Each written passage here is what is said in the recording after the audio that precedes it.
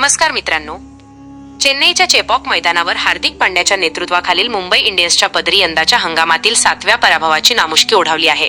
या पराभवासह एमआयचे यंदा स्वबळावर प्लेऑफचे तिकीट मिळवण्याचे स्वप्न आता जवळपास भंगले आहे. सामन्यानंतर हार्दिक पांड्याने स्वतः पराभवाची खंत व्यक्त केली. नेमकं काय म्हणाला हार्दिक पांड्या आणि मुंबईच्या या मानहानीकारक पराभवाची ती 3 मोठी कारणे कोणती, हेच आजच्या व्हिडिओत आपण सविस्तर जाणून घेणार आहोत. त्यामुळे व्हिडिओ शेवटपर्यंत नक्की पहा. मित्रांनो, मुंबई इंडियन्सने यंदाच्या हंगामाची सुरुवात तब्बल 13 वर्षांनंतर विजयाने केली होती. वाटलं होतं की यंदा पलटण काहीतरी वेगळं करून दाखवेल. मात्र त्यानंतरच्या 9 सामन्यांपैकी मुंबईला फक्त 2 सामने जिंकता आले आहेत. चेन्नई विरुद्धच्या 8 विकेट्सच्या पराभवानंतर हार्दिक पांड्यानेही आता पॅकअप झाल्याचे मान्य केले आहे.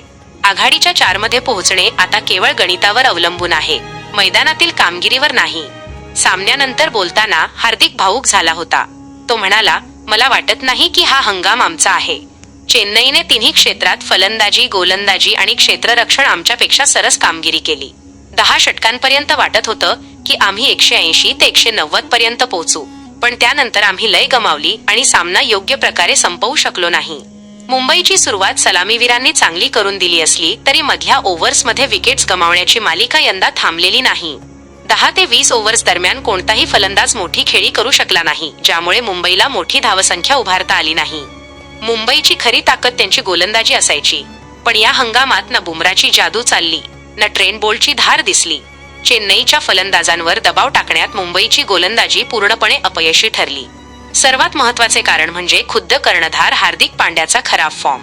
या हंगामात पांड्या कर्णधार पदाच्या ओझ्याखाली आपली फलंदाजी आणि गोलंदाजी दोन्ही विसरला की काय, असा प्रश्न चाहत्यांना पडला आहे.